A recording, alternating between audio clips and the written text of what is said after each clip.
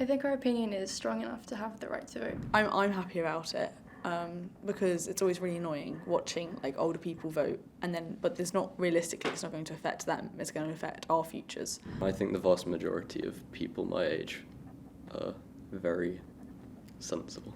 I think our opinion is strong enough to have the right to vote because 2 years, I mean, it is a long time. 16 to 18 is quite like a maturity jump, but I think a lot of people, even from a very young age, have very strong opinions and they think their opinions should be heard. And I think even though we are young, it is important to have a say. I think this is a really good opportunity, especially in the UK, and I'm excited to see how it will be in the future, especially because I feel a lot of young people just feel subjected to watch political elections and they have very strong views, but their views aren't really listened to because they are young and also because they don't actually have voting rights. I'm happy about it because it's always really annoying watching older people vote but there's not realistically it's not going to affect them, it's going to affect our futures.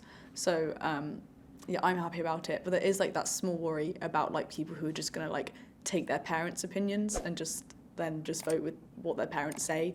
So say you live in a house that's all just reform and really right wing, and then they might just end up voting for what their parents tell them to vote for, because that's all they've been surrounded with, I guess. So that's a bit of a worry, but I think most young people will make sensible decisions.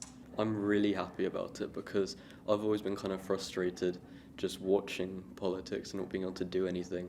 And I know loads of other people who feel the same, who are really interested in politics and get frustrated at watching all the older people vote. And I just think it will be really amazing because so many of these policies affect younger people and they have to just sit and watch and don't have much of a voice. But now they'll be able to do something about it. I think it's definitely a problem. I know lots of people who are really very impressionable, but I think it is a small minority of people that will actually get affected by far right or far left social media.